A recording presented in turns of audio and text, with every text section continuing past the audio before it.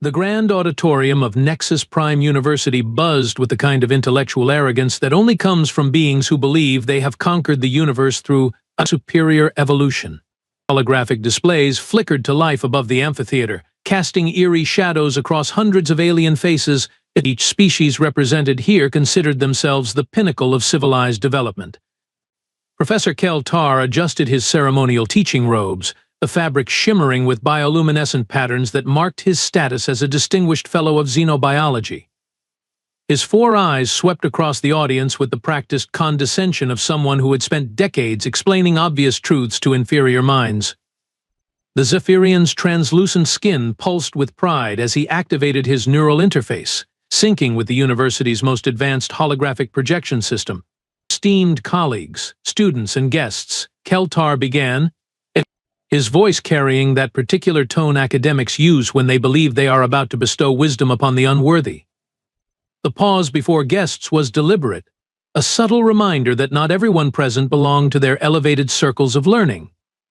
In the back row, tucked between a towering crystalloid engineer and a cluster of chattering Velkari botanists, sat what appeared to be the most unremarkable being in the entire auditorium. Maya Torres looked exactly like what the galactic community expected from humans, small, soft, and utterly harmless. Her dark hair was pulled back in a simple ponytail.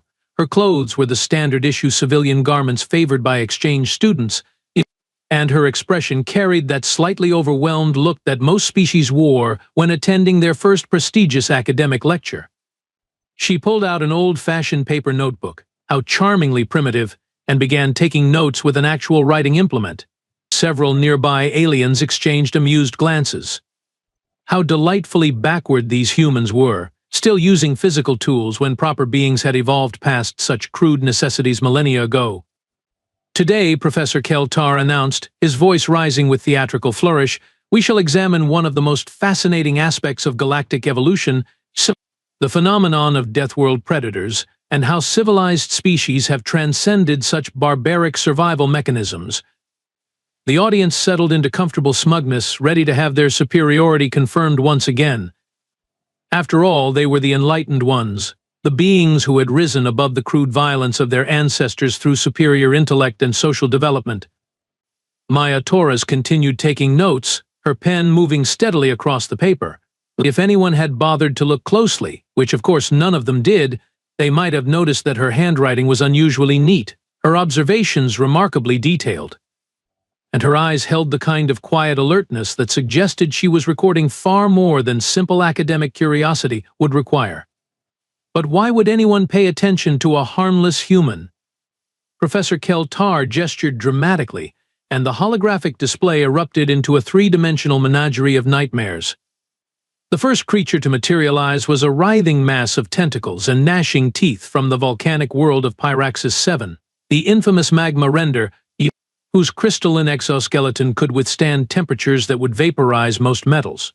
Observe, if you will, the primitive brutality of this specimen, Kel-Tar intoned, his voice dripping with the kind of academic superiority that made actual scientists want to throw things. The magma render represents everything our civilized species have evolved beyond mindless aggression, territorial violence, and a complete inability to negotiate peaceful coexistence. The audience murmured appreciative agreement, their various appendages rustling with self-congratulatory satisfaction. A trio of hegemony officials in the third row exchanged knowing looks clearly. They had transcended such barbarism through their superior diplomatic protocols and trade agreements. Maya Torres raised an eyebrow at this assessment, her pen pausing momentarily over her notebook. Apparently, the professor had never heard of corporate warfare or the hegemony's rather creative approach to negotiating mining rights with less technologically advanced worlds. The hologram shifted, revealing a sleek, serpentine creature with iridescent scales that seemed to shift through impossible colors. The Velkari mindworm. Kel-Tar, announced with theatrical flourish, demonstrates another example of evolution's failures. This parasite controls its host's neural pathways, forcing them to act against their own survival instincts. Truly, a disgusting display of nature's inability to develop proper consensual relationships. Several Velkari in the audience clicked their mandibles in vigorous agreement, apparently missing the irony that their own species had perfected the art of psychological manipulation through pheromone-based suggestion techniques. Maya's lips twitched slightly. She had studied Velkari diplomatic methods extensively, and their definition of consensual was rather flexible when it came to trade negotiations. Now, witness the razor swarm of Kethmori Prime. The professor continued, conjuring thousands of metallic insects that moved in perfect synchronized formations. These creatures operate on pure instinct, lacking the individual consciousness that marks truly evolved beings. They sacrifice themselves mindlessly for the collective, showing no regard for personal advancement or intellectual growth. The irony was lost on the Kethmori delegation, who sat in their characteristic formation, perfectly aligned, thinking in perfect harmony, and apparently seeing no contradiction between condemning hive mind behavior while practicing it themselves. Maya made a small notation in her notebook, something that looked suspiciously like a tactical assessment of group coordination capabilities. Each of these specimens, Keltar proclaimed, warming to his theme, represents the kind of savage, thinking violence that civilized beings have left behind through the power of advanced reasoning, diplomatic sophistication, and technological superiority. A murmur of smug approval rippled through the audience. Yes, they were certainly superior to such crude survival mechanisms. They had evolved beyond violence through their enlightened approaches to conflict resolution, like economic warfare, technological suppression, and the occasional strategic deployment of peacekeeping forces to maintain galactic stability. Maya's expression grew more amused with each pronouncement. She had spent the last 6 months observing these civilized species conduct their affairs, and their definition of evolved beyond violence was certainly creative. The Zephyrians might not have claws, but their financial manipulation techniques could destroy entire planetary economies. The Velkari preferred subtle coercion to direct confrontation, but the end result was often the same. And the Kethmori concept of collective harmony had a remarkable tendency to require the assimilation of inconvenient independent thinkers. What separates us from these primitive predators? The professor continued, his 4 eyes gleaming with intellectual pride, is our capacity for rational thought, our ability to solve conflicts through superior mental faculties rather than brute force, and our commitment to advancing civilization through peaceful cooperation. At this point, Maya had to bite her lip to keep from laughing out loud. The professor's definition of peaceful cooperation apparently included the recent Zephyrian blockade of 3 independent systems, the Velkari Cultural Exchange program that seemed remarkably similar to forced indoctrination, and the Kethmori expansion initiative that had somehow resulted in the complete disappearance of 17 minor species who had simply been integrated into the collective. She continued taking notes, her observations growing more detailed with each passing minute. And now Professor Keltar announced with a kind of dramatic pause that suggested he was about to deliver his masterpiece. And we come to perhaps the most amusing example of evolutionary failure in the known galaxy, the so-called predators of the primitive world designated as Earth. The holographic display shifted, and suddenly the auditorium was filled with the image of a massive African lion, its mane flowing as it stalked across digital grasslands. The creature's muscles rippled beneath golden fur, and its amber eyes held the kind of focused intensity that had kept prey animals awake at night for millions of years. Behold, Keltar said with barely contained amusement, the apex predator of a backwater world that barely qualifies as a Class M Deathworld. This specimen relies entirely on brute force and primitive hunting techniques. No advanced technology, no telepathic abilities, no energy manipulation. Simply crude physical violence. Several aliens in the front rows chittered with laughter. How delightfully primitive indeed. The crystalloid engineer next to Maya made a sound that might have been a snort, if crystalloids had possessed the necessary biological equipment for snorting. Maya's pen stopped moving. Her eyes narrowed slightly as she watched the holographic lion freeze mid-stride, reduced to nothing more than an academic curiosity for beings who had apparently never experienced the particular terror of being hunted by something that had perfected the art of killing over evolutionary timescales. The display changed again, showing a great white shark cutting through dark waters with the kind of fluid precision that had remained unchanged for hundreds of millions of years. This aquatic specimen, the professor continued, demonstrates the absolute limitations of biological evolution. No cognitive development, no social structure, no technological advancement, merely an eating machine that has remained static for eons. A Valkyrie in the middle section made a dismissive clicking sound. How fortunate for us that we evolved beyond such simple-minded approaches to resource acquisition, she remarked to her companion, apparently forgetting that Valkyrie hunting parties were renowned throughout 3 sectors for their efficiency in tracking down defaulted debtors. Maya's jaw tightened almost imperceptibly. She had grown up swimming in waters where great whites were a constant presence, had learned to read their movements, understand their behavior, and respect their perfect adaptation to their environment. Calling them simple-minded demonstrated a fundamental misunderstanding of what intelligence actually meant in a survival context. The hologram shifted once more, revealing a massive grizzly bear rearing up on its hind legs, claws extended and mouth open in a silent roar. And here we see perhaps the most pathetic example, Keltar proclaimed with obvious glee. A creature so poorly designed that it must resort to intimidation displays and random violence. No strategic thinking, no tactical coordination, no ability to plan beyond its immediate needs. This time Maya actually snorted quietly, a sound that went unnoticed by everyone except the crystalloid beside her, who turned one of his optical sensors in her direction with mild curiosity. Apparently, the professor had never studied bear behavior, never learned about their complex social structures, their problem-solving abilities, or their capacity for long-term planning and memory. But these primitive beasts pale in comparison to the most amusing evolutionary accident of all, the professor announced, his voice rising with theatrical triumph. The species that somehow stumbled their way off this backwards planet and into galactic society, humans themselves. The audience erupted in polite laughter, the kind of refined amusement that civilized beings used when contemplating the antics of inferior species. Maya's expression grew very, very still. Humans! Humans! Keltar continued, clearly enjoying himself. Represent perhaps the most remarkable example of how random chance can occasionally produce results that superficially resemble intelligence. These barely evolved primates somehow managed to develop rudimentary technology through sheer accident, allowing them to briefly participate in galactic civilization despite their obvious biological limitations. More laughter rippled through the audience. Maya's knuckles went white as she gripped her pen.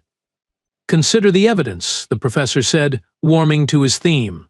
Humans are physically weak, no natural armor, no claws, no enhanced sensory capabilities. They are emotionally unstable, prone to irrational behavior, and completely dependent on primitive pack bonding for psychological survival. Their lifespans are laughably short, their reproductive rate inefficient, and their cognitive processes are hampered by obsolete survival instincts that have no place in civilized society. A hegemony official raised one of his tentacles. Professor, are we to understand that humans pose no significant threat to established galactic order? Precisely.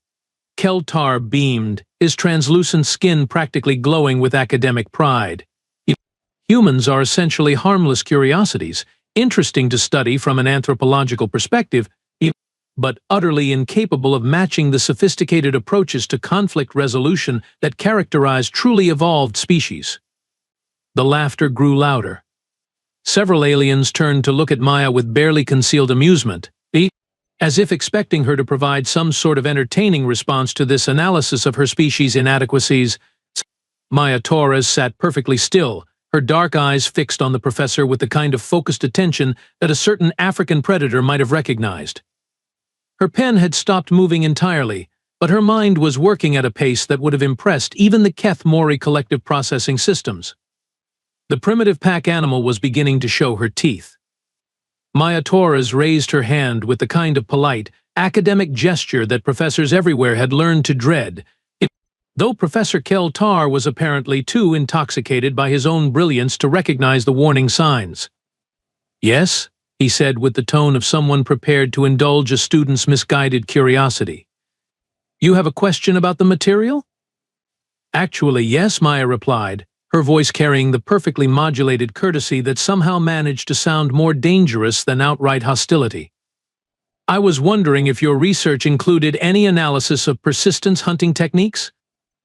Keltar blinked his four eyes in sequence, a sign of confusion among Zephyrians. Persistence hunting. I'm afraid I'm not familiar with that particular primitive behavior. Oh, Maya said, her tone suggesting mild surprise at this gap in the professor's expertise. It's a hunting method where the predator doesn't rely on speed or strength, but rather on the ability to maintain pursuit over extended periods until the prey collapses from exhaustion. Humans were particularly effective at this approach. They could literally run their prey to death over distances of 20, 30, sometimes 50 kilometers. A ripple of unease passed through the audience. The Velkari delegate who had been so amused earlier shifted uncomfortably in her seat. 50 kilometers of sustained pursuit was unsettling to contemplate. Well, Keltar stammered, that's merely an extension of the brutish behavior I was describing. Completely uncivilized, really. Of course, Maya agreed pleasantly. I was also curious about your analysis of human combat psychology. Did your research cover their approach to warfare and conflict resolution? The professor's skin began to lose some of its confident glow. Combat psychology? My dear student, I hardly think the random violence of primitive species qualifies as a subject worthy of serious academic study. Interesting perspective, Maya mused, making another note in her little book. Because I've been reading some fascinating papers about human tactical thinking. Apparently, they have this concept called acceptable losses. They can calculate exactly how many of their own people they're willing to sacrifice to achieve a strategic objective. Most species find that kind of coldly rational approach to their own mortality rather disturbing. Several aliens in the front rows exchanged glances. The Keth Mori delegation, despite their collective consciousness, seemed to experience something resembling individual discomfort at this observation. Furthermore, Maya continued, her voice still maintaining that helpful student-like tone, I came across some references to something called mutually assured destruction. It's a strategic doctrine where humans would threaten to destroy themselves and their enemies simultaneously if attacked. They apparently spent decades living under the constant threat of species-wide extinction and just adapted to it as a normal part of daily life. Professor Keltar's translucent skin had begun to take on a distinctly greenish tinge. These are aberrant examples of psychological dysfunction, not evidence of sophisticated strategic thinking. Oh, absolutely, Maya nodded enthusiastically. Though I did find it curious that this psychologically dysfunctional species managed to develop effective countermeasures against most of the common galactic pacification and techniques. For instance, they seem remarkably resistant to telepathic influence. Something about their emotional instability creating what they call mental static that interferes with psychic manipulation. The Velkari delegate was now actively uncomfortable, her mandibles clicking in a pattern that suggested significant anxiety.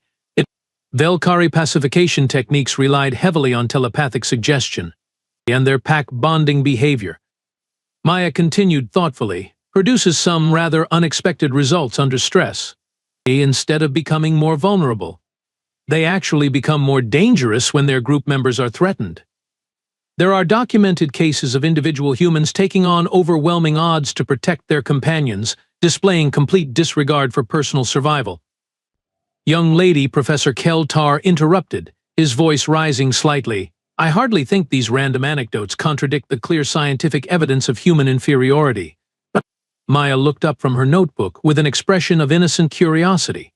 Oh, I'm not contradicting anything, Professor. I'm just wondering if perhaps there might be aspects of human behavior that weren't included in your analysis. After all, any species that managed to survive on a death world and eventually achieve interstellar travel must have developed some rather effective survival strategies, don't you think? The auditorium had grown very quiet. Even the most arrogant aliens were beginning to sense that something had shifted in the academic atmosphere. Maya Torres closed her notebook with a soft snap that somehow carried the weight of a closing trap, and stood up. The movement was fluid, economical, and possessed the kind of controlled grace that predators displayed when they had finally decided to stop playing with their food. "I apologize, Professor Keltar," she said, her voice carrying clearly through the now silent auditorium. "I should have introduced myself properly at the beginning of your lecture. I'm Dr. Maya Torres, and I'm not actually here as an exchange student." The professor's four eyes widened in sequence, a biological response that would have been comical under different circumstances. Not a student? Then what? "I'm a comparative combat specialist," Maya continued pleasantly, as if she were discussing the weather rather than dropping a tactical nuclear weapon into the middle of an academic lecture. "My particular area of expertise is analyzing the combat methodologies of different species and identifying potential strategic applications. You might say it's my hobby." The word hobby hung in the air like a blade waiting to fall. Several aliens in the front rows had begun to lean away from her, their various survival instincts finally overriding their intellectual arrogance. "You see," Maya continued, beginning to pace slowly along her row with the measured steps of someone conducting a briefing, "I've spent the last 6 months attending lectures just like this one. Fascinating stuff, really. I've learned so much about how different species perceive themselves, their capabilities, and their approach to conflict resolution." Professor Keltar's translucent skin had now achieved a sickly yellow-green color that suggested his body was flooding with stress hormones. I don't understand what you're implying." "Oh, I'm not implying anything," Maya said with a smile that would have made that holographic lion proud. "I'm stating facts. For instance, did you know that humans developed persistence hunting not because they were too stupid to find better methods, but because it was the most energy-efficient way to take down prey that was faster and stronger than they were?" She paused, letting that sink in. The technique required them to track their target for hours or days, reading behavioral patterns, predicting movement, and maintaining pursuit until the prey's superior physical capabilities became irrelevant. It was less about running and more about thinking. The crystalloid engineer beside her abandoned his seat entirely, his optical sensors focused on Maya with the kind of attention normally reserved for potential threats. His species had evolved from prey animals, and every instinct he possessed was suddenly screaming warnings. "And those emotional instabilities you mentioned," Maya continued, her tone remaining conversational despite the growing tension in the room.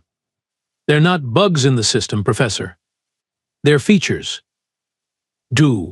Human anger, for example, triggers a cascade of biochemical changes that increase pain tolerance, enhance reaction speed, and suppress the normal psychological barriers that prevent violence." She gestured toward the holographic display, which still showed the frozen image of the grizzly bear. "You called that intimidation display pathetic, but you fundamentally misunderstood its purpose. It wasn't about scaring prey, it was about giving potential threats one last chance to avoid a fight. Because once a bear decides to kill something, it doesn't stop until the threat is eliminated or it's dead. Humans work the same way, except they can plan their violence days, weeks, or years in advance." Professor Keltar made a strangled sound that might have been an attempt at academic rebuttal, but Maya was just getting started. "The pack bonding you dismissed as psychological weakness." She smiled again, and this time several aliens in the audience made involuntary sounds of distress. "It creates a multiplier effect. Individual humans become exponentially more dangerous when they're protecting their group. They'll engage in behaviors that would be classified as temporary insanity by most species standards, charging superior forces, accepting certain death to buy time for their companions, continuing to fight with injuries that should have incapacitated them." The Velkari delegate was now actively trembling, her sophisticated pheromone manipulation techniques utterly useless against a species that had evolved to function effectively under extreme stress. "But the most interesting thing about humans," Maya said, her voice dropping to a conversational tone that somehow made her words more terrifying, "is how they approach the concept of civilized behavior. You assumed that achieving technological advancement meant abandoning violence. But humans simply industrialized it. They created warfare as a science, turned killing into an art form, and developed the capacity to eliminate entire planets while maintaining the illusion of civilized discourse. She looked directly at the professor, who was now visibly shaking. "You want to know what separates humans from those primitive predators you showed us? Those animals kill for food, territory, or self-defense. Humans kill for ideas. They'll destroy themselves and everything around them for abstract concepts like honor, freedom, or revenge. They're the only species in known galactic history to seriously contemplate the complete annihilation of their own planet rather than submit to conquest." The auditorium was completely silent now, filled with the kind of absolute quiet that preceded either flight or violence. Maya Torres stood in the center of it all, no longer the harmless exchange student but something far more dangerous, yet a predator who had been studying them while pretending to be prey. "So tell me, Professor," she said softly, "exactly which one of us is the primitive savage?" The silence stretched for several heartbeats before Maya reached into her jacket and withdrew a small device that looked suspiciously unlike standard civilian equipment. The metallic surface bore markings that several military-trained aliens in the audience recognized with growing horror. "I should probably clarify my actual position here," Maya said, her entire demeanor shifting from academic curiosity to professional competence. "I'm Lieutenant Colonel Maya Torres, Human Strategic Intelligence Corps, currently assigned to the Galactic Assessment Division. My official title is Senior Xenological Threat Analyst." Professor Keltar's legs gave out, and he collapsed into his lecture podium chair with a sound like deflating balloon. Threat Analyst?" "That's correct," Maya confirmed, activating the device with a casual gesture. Holographic displays began materializing around her, not the university's teaching system, but something far more sophisticated and decidedly military in origin. "I've been conducting a comprehensive evaluation of galactic defensive capabilities, strategic thinking patterns, and potential vulnerability assessments for the past 6 months." The first hologram showed detailed schematics of the university's security systems, complete with highlighted weaknesses and suggested infiltration routes. "For instance, your campus security relies entirely on the assumption that threats will be external and obvious. A single individual with appropriate credentials can access virtually any facility without triggering meaningful oversight." A hegemony security chief in the third row made a choking sound as he recognized his own security protocols being dissected with clinical precision. "Your species' approaches to information security are particularly fascinating," Maya continued, calling up another display that showed communication intercepts, meeting recordings, and what appeared to be classified diplomatic correspondence. "Most of you assume that primitive humans lack the technical sophistication to monitor your activities. This assumption has proven remarkably useful for intelligence gathering." The Veilkari delegate was now hyperventilating, her sophisticated pheromone systems completely overwhelmed by panic. But Maya had been in their private strategy sessions, their classified briefings, their supposedly secure communications. "The crystalloid engineering principles," Maya said, highlighting another set of schematics, "are absolutely brilliant for creating efficient, mathematically perfect structures. Unfortunately, mathematical perfection tends to create predictable failure points that can be exploited with relatively simple kinetic solutions." She gestured toward the crystalloid engineer, who had apparently achieved some sort of optical shutdown state that might have been the equivalent of fainting. 3 kilograms of properly placed explosives could destabilize your primary habitat domes on 7 different worlds simultaneously. "The Keth Mori collective consciousness," and Maya continued mercilessly, "presents unique opportunities for disruption. Since your entire species shares linked decision-making processes, but introducing specific psychological triggers at key nodes can create cascade failures across your entire population network." The Keth Mori delegation had gone completely silent, their perfect unity shattered by the realization that their greatest strength was also their most catastrophic weakness. "And the Zephyrian financial networks," Maya said, turning to face Professor Keltar directly, "are sophisticated enough to control galactic economies. But they're entirely dependent on trust-based verification systems. A species with sufficient disregard for economic stability could collapse your entire monetary structure in approximately 72 hours. Professor Keltar was now openly weeping, his translucent skin cycling through colors that suggested complete psychological breakdown. You've been studying us like laboratory specimens. Exactly like laboratory specimens, Maya confirmed with professional satisfaction. The beauty of being underestimated is that nobody bothers to hide their actual capabilities. You've all been so busy explaining how primitive and harmless humans are that you've essentially provided detailed tactical briefings on your own strategic limitations. She deactivated her displays and returned the device to her jacket, her movements precise and economical. The irony, of course, is that you were absolutely correct about one thing, Professor. Humans are predators. We're just not the kind you were expecting. Maya's smile had transformed entirely now, carrying none of the polite academic courtesy she had displayed earlier. This was the expression of someone who had spent months studying potential prey and had finally decided to reveal exactly how thoroughly she understood their weaknesses. "We don't hunt with claws or fangs or energy weapons," she said quietly. "We hunt with patience, planning, and the willingness to spend years learning everything about our targets before they even realize they're being stalked."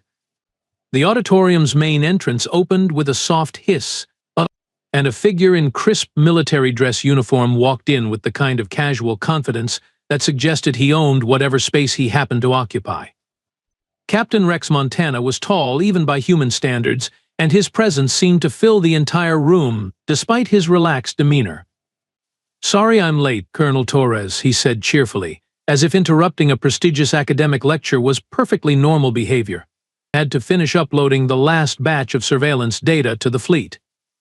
Professor Keltar made a sound that might have been a whimper. "Fleet?" "Oh yes," Rex replied with the kind of helpful tone that people used when explaining obvious things to confused children. "We've had a monitoring squadron positioned just outside the system for the past 3 months.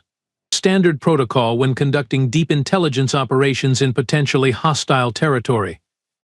Maya nodded approvingly. "How did the final assessments turn out, Captain?" "Better than expected, honestly," Rex said, pulling out his own device and projecting a star chart that showed the positions of what appeared to be a significant military force. "Turns out most galactic defense networks are designed to repel the kind of direct assault that primitive species might attempt. They're not really configured to handle asymmetric warfare, psychological operations, or coordinated multi-vector infiltration strategies." The blood drained from every alien face in the auditorium that possessed blood to drain. The others simply achieved various states of panic-induced color changes. "The economic disruption scenarios were particularly interesting," Rex continued conversationally. "And did you know that we could destabilize 70% of galactic trade routes simply by introducing uncertainty into 3 specific shipping calculation algorithms?" Apparently. Nobody planned for the possibility that someone might deliberately target logistics networks instead of military installations. "Captain," Maya said with mild reproach, "you're terrifying our hosts." "Am I?" Rex looked around the auditorium with genuine surprise, as if he hadn't noticed the widespread expressions of existential dread. "Oh, we're not actually planning to implement any of these strategies. This is purely theoretical analysis for defensive planning purposes." "Defensive?" Professor Keltar croaked. "Absolutely," Maya confirmed. "You see, Professor, humans have this interesting quirk. We like to be prepared for problems before they become actual problems. So when we joined Galactic Society, we naturally wanted to understand the strategic landscape we were entering. The thing about humans," Rex added helpfully, "is that we've spent our entire evolutionary history assuming that everything around us was probably trying to kill us. It makes us very thorough when it comes to threat assessment." The auditorium had achieved a level of silence that approached the absolute void of space. Professor Keltar sat slumped in his chair, his entire worldview having collapsed into rubble around him. So Maya concluded pleasantly, would anyone like to revise their assessment of human strategic capabilities? Nobody moved. Nobody spoke. Nobody even seemed to be breathing. The predators had revealed themselves, and their prey finally understood exactly how outmatched they had always been. Maya gathered her notebook and pen with the same casual efficiency she had displayed throughout the lecture, while Rex checked something on his device that made him nod with satisfaction. "Well, this has been absolutely educational," Maya said, slinging her bag over her shoulder. "Thank you for such an illuminating presentation, Professor Keltar. Your insights into primitive predator behavior were truly enlightening." Professor Keltar didn't respond. He sat staring at his hands, his entire academic career reduced to a monument to intellectual arrogance and strategic blindness. "Oh, before I forget," Rex added, pausing at the auditorium entrance, "the intelligence assessment report will be forwarded to all relevant diplomatic channels within the week. Standard courtesy notification, you understand, no classified details. Just general observations about galactic security postures and potential areas for improved cooperation." Ambassador Nix Ra, who had remained frozen in horror throughout the entire exchange, finally found her voice. "Colonel Torres, Captain Montana, perhaps we should schedule some formal diplomatic discussions about mutual understanding and strategic cooperation." "Excellent idea," Maya replied warmly. "I'm sure our diplomatic corps would be delighted to establish better communication protocols. After all, humans are very interested in maintaining peaceful relationships with our galactic neighbors." The two humans walked out of the auditorium with the relaxed pace of people who had simply attended an interesting academic lecture. The door hissed shut behind them, leaving several hundred of the galaxy's most advanced species sitting in stunned silence. Professor Keltar's holographic projector was still running, displaying the frozen image of that primitive Earth grizzly bear. Its claws and fangs looked somehow less impressive now, relics of a crude evolutionary approach that paled in comparison to what real predators could accomplish. Because the most dangerous predators in the galaxy, it turned out, didn't need claws or fangs or acid breath or telepathic powers. They just needed patience, intelligence, and the psychological makeup to spend months or years studying their targets while pretending to be harmless. The galaxy had spent so much time congratulating itself on evolving beyond primitive violence that it had completely failed to recognize a species that had elevated violence to an art form, disguised it as diplomacy, and wrapped it in the kind of strategic thinking that could dismantle civilizations without firing a single shot. Somewhere in the back of the auditorium, a crystalloid engineer whispered the question that everyone was thinking, "What have we gotten ourselves into?" Nobody had an answer. But they were all suddenly very, very interested in being humanity's friend.